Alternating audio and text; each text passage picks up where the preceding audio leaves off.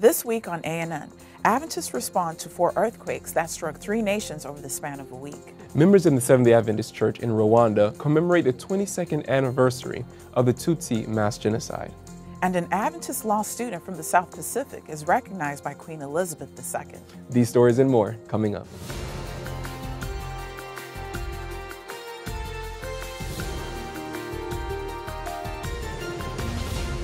This is ANN, a service of the Seventh-day Adventist World Church. Thanks so much for joining us this week. First in the news, Seventh-day Adventist humanitarians and church members are mobilizing resources to assist residents of the 3 countries that were struck by massive earthquakes over the span of 4 days. Last Wednesday, the nation of Myanmar experienced a 6.9 magnitude earthquake. While there were no deaths reported, dozens of residents were injured. The next day, Japan was hit by an earthquake that registered at 6.4 magnitude and soon after experienced a second earthquake, which took place a little more than 24 hours later and registered at 7.3 magnitude. The results of the earthquakes caused the deaths of at least 41 people and left 11 missing. Of those still in their homes, around 100,000 don't have power and as many as 400,000 have been cut off from water. And on Saturday evening on the South American continent, the nation of Ecuador saw the worst damage from the string of quakes after experiencing a 7.8 magnitude earthquake and 130 aftershocks. As a result, a state of emergency was declared in several of Ecuador's provinces. At least 413 people were killed and 2,500 were injured. This was the largest earthquake Ecuador has experienced since 1979. The Adventist Development and Relief Agency is in the process of working on initial rapid needs assessments in order to provide the most relevant humanitarian aid. In Ecuador, ADRA distributed food to 239 people in temporary camps and 87 people in shelters. ADRA volunteers were even able to assist a woman who gave birth in the street, as well as assisting her wounded relatives. ADRA volunteers are also setting up a water purification unit in the heavily affected town of Pedernales. And in Japan, the agency is currently creating response plans and will coordinate volunteers in cooperation with the local Seventh-day Adventist churches. More than 700,000 Adventists across the African country of Rwanda commemorated the 22nd anniversary of the Tutsi genocide last week as they prayed, sang inspirational songs, and listened to testimonies. In 1994, the Tutsi were an ethnic minority in the nation of Rwanda, where the majority of the population was Hutu. Hutu extremists blamed Rwanda's social, economic, and political problems on the Tutsi population and feared they were preparing to launch a rebellion.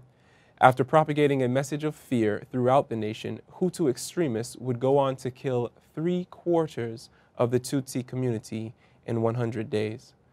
Earlier this month, Hesron Byalangairo, president of the Seventh-day Adventist Church in Rwanda, said, quote, "The Adventist Church extends our hands of comfort and love to the families of over 800,000 men, women, and children who were victims of this horrible tragedy," end quote. During the month-long commemoration, Seventh-day Adventist churches in Rwanda will hold prayer vigils, musical programs, and grief counseling workshops to help bring healing to the survivors and the countless individuals who carry the memory of the terrible atrocity.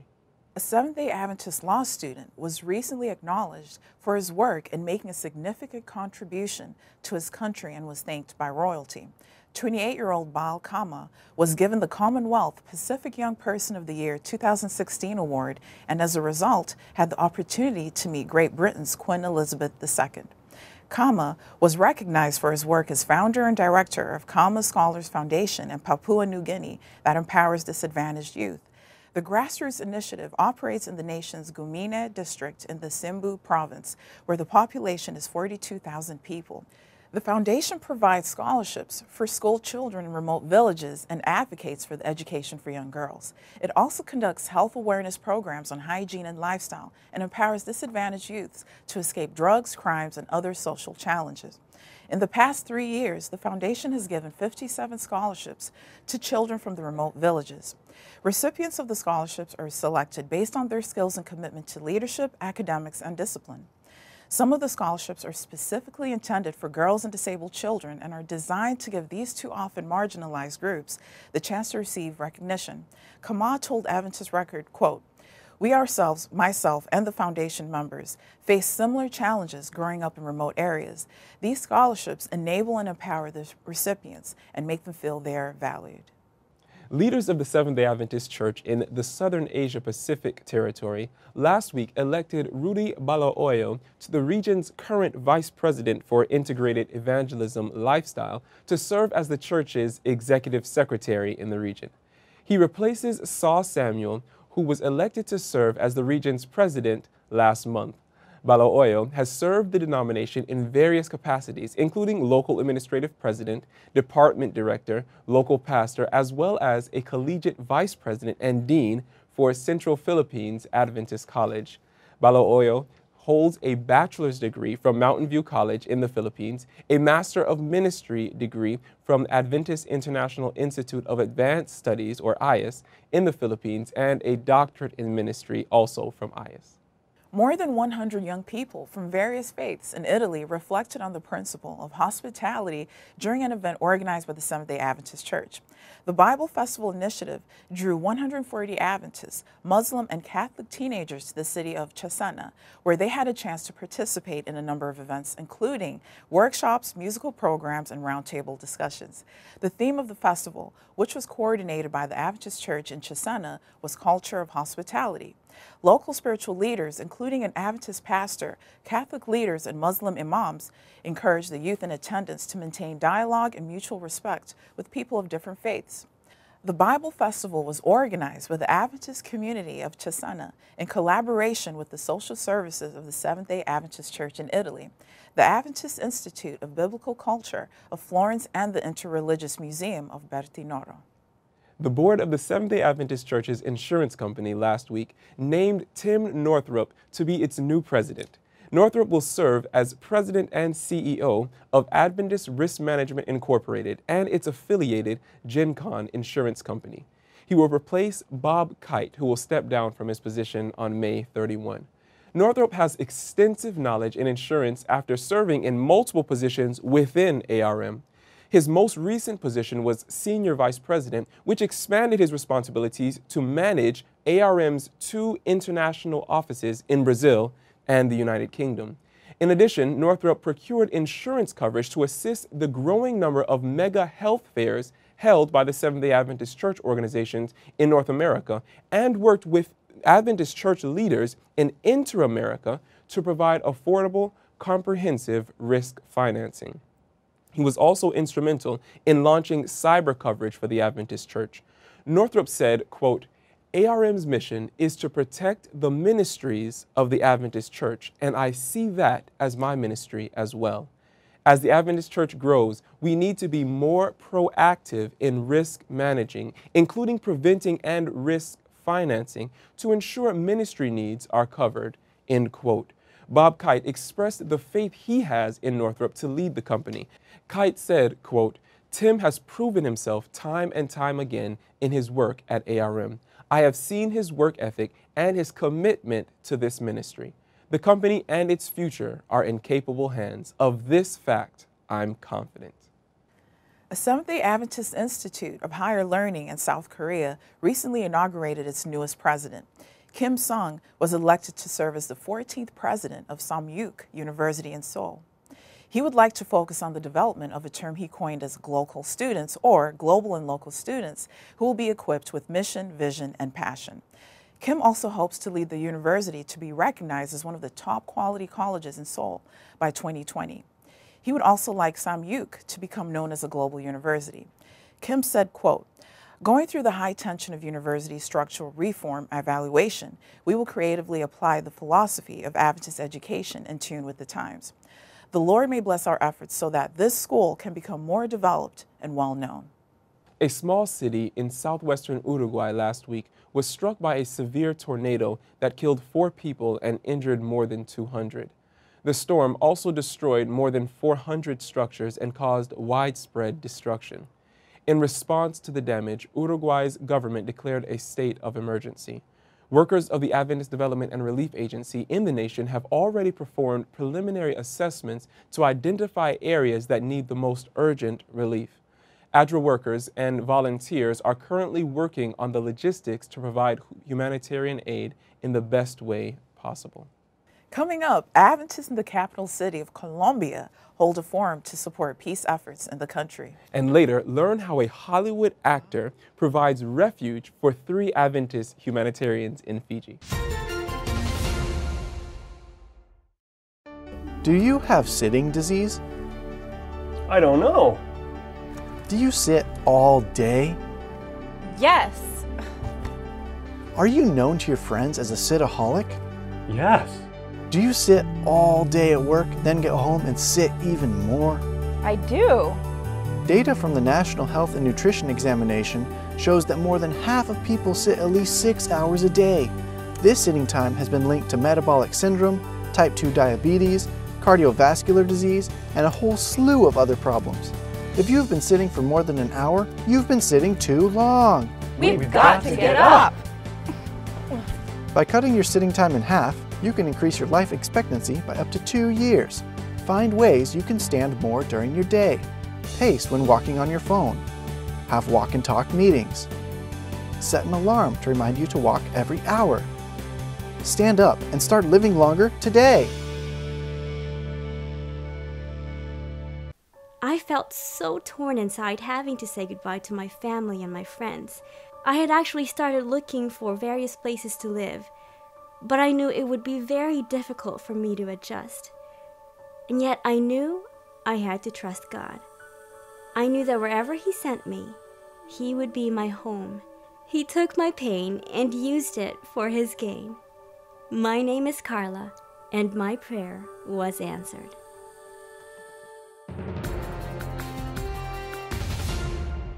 Welcome back. And now we have more news from our global church community. As the Colombian government and rebel groups move toward ending the country's long-standing civil conflict, Seventh-day Adventists are seeking ways to support peace efforts and help rebuild a society damaged by nearly 5 decades of violence. Last month, the Seventh-day Adventist Church in South Colombia held a peace forum in Bogotá that brought together religious leaders, non-governmental organizations, and academic institutions. The forum gave attendees the opportunity to discuss strategies for supporting post-conflict reconciliation and rebuilding. The 2-day event was organized by the Adventist Development and Relief Agency in Colombia, and it was also supported by the International Religious Liberty Association and the Seventh-day Adventist Church. Gabriel Villarreal, country director for ADRA Colombia, said, quote, "The main goal of this forum was to develop a deeper understanding of the basic elements of the post-conflict phase in Colombia and the peace-building process," end quote. According to Villarreal, the initiative was inspired by ongoing peace talks between the Colombian government and the country's largest rebel group, the Revolutionary Armed Forces of Colombia, or FARC. Last month, the two sides announced an agreed framework for talks aimed at ending the conflict. Ganoun Diop, Public Affairs and Religious Liberty Director for the Adventist World Church, who also serves as Secretary General of the IRLA, was one of the presenters at the forum. He drew on lessons from the aftermath of the 2 world wars to demonstrate ways that members of Colombia's NGO community could work together for peace. He also focused on the need for different groups in society with various fundamental beliefs to find common values and shared goals in order to peacefully move forward. When 3 female workers from the Adventist Development and Relief Agency in Fiji were stranded on one of nation's islands after their flight was canceled, they found refuge with an unlikely source. The women were unexpectedly forced to find accommodations in Vanua Balavu, Fiji's island that saw the most devastation in the nation as a result of Cyclone Winston earlier this year. The island still has a severely damaged infrastructure and widespread food and water shortages. The ADRA workers, however, were taken to Mago Island, which is owned by Hollywood actor Mel Gibson. Once on the island, the women were invited to stay as guests in his home. The following morning, the women were safely flown to their final destination in Gibson's private jet. And finally in the news this week, a group of cyclists earlier this month rode more than 500 miles between the U.S. states of Texas and Louisiana to raise awareness of obesity in the nation and also to raise funds for Adventist education. 9 riders who participated in the Tour de Youth event left Houston, Texas on April 3 and arrived in New Orleans, Louisiana on April 8. Ken Dixon, Communication and Media Relations Director for the Seventh-day Adventist Church in the southwestern region of the United States, who also serves as the organizer of Tour de Youth, said every rider had a personal testimony related to health, including himself. Several years ago, Dixon, who is also a disabled veteran, was diagnosed with prediabetes. The news served as a wake-up call and motivated him to take better care of his health through physical activity. This also came at a time when he became more aware of the increase of childhood obesity. Dixon said, quote, "How could the leaders of the church tell the young people to go outside to play and exercise when we don't play and exercise? We had to show an example to the youth," end quote. And so Tour de Youth was created. The first ride took place last July when 16 riders cycled from Houston to San Antonio for the Seventh-day Adventist Church's General Conference session. Through this year's ride, the ministry was able to raise $7,500, which was given to 3 schools that exemplified a commitment to health by conducting health fundraisers. Dixon says plans are underway to have 2017's event take place on the same Houston to New Orleans route as this year. Dixon said, quote, "Everyone has a story. Everyone has a struggle. And to that we say, whatever the disability and whatever the obstacle, be determined to succeed. Be determined." Still ahead, Tech Corner is back with tips on how to use the popular productivity app Evernote. But up next, learn the creationist argument against the theory of Earth as a 4.1 billion-year-old planet.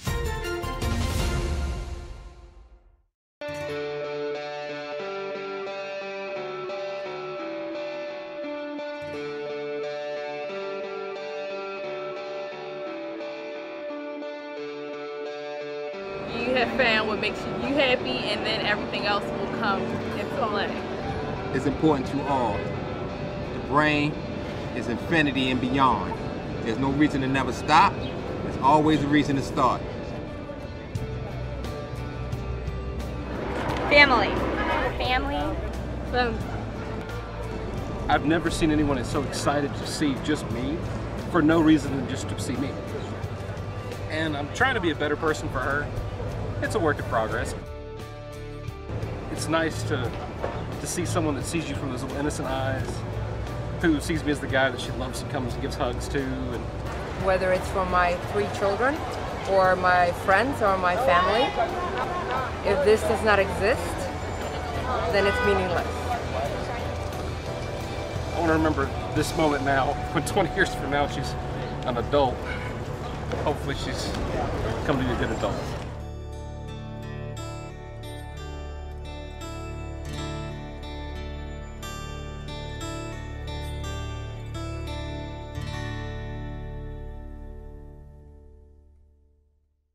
Меня зовут Азанетта, и я говорю по-русски.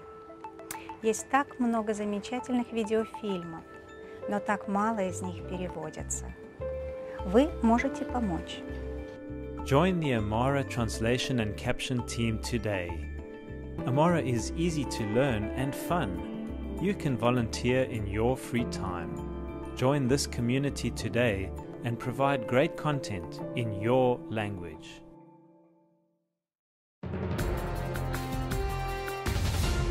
Welcome back. For this week's report from the Geoscience Research Institute, Tim Standish analyzes what he considers to be last year's most significant publication about the origin of life.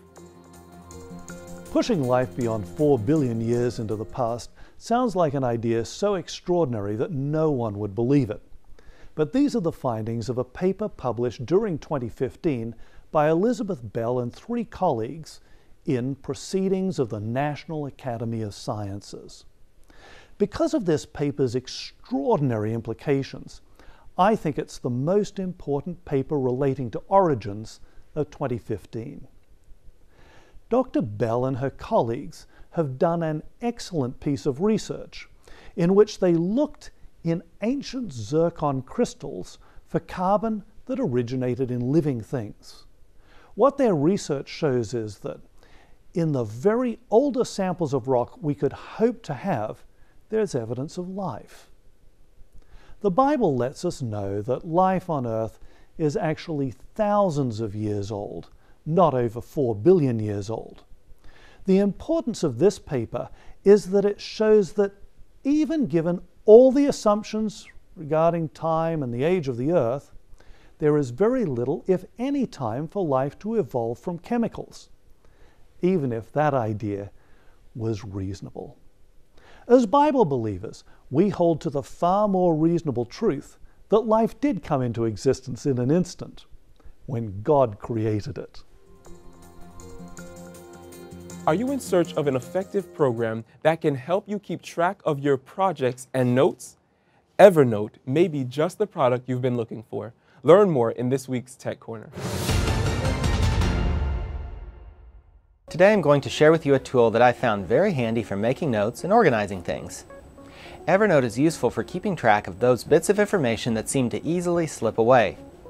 For instance, if you're browsing the web and want to remember something that you might want to use later as an illustration in a talk, just clip it into Evernote and file it in a folder you've made for illustrations. Evernote can simplify the formatting so it's easier to read later. You can also tag it with keywords to make finding it easier. Another thing that makes Evernote helpful is its ability to email into it. For instance, sometimes you may get an email that you want to group with everything else to do with a project that you're organizing. Just forward the email into Evernote and drop it into the projects folder. Evernote has great apps for mobile like Apple and Android, so you can continue working on your projects or refer to your saved info while on the go. Some people use it to store recipes because it's easy to type them on the computer, then refer to them in the kitchen on an iPad. It's a similar situation for people who work on a computer but just take their iPad into meetings.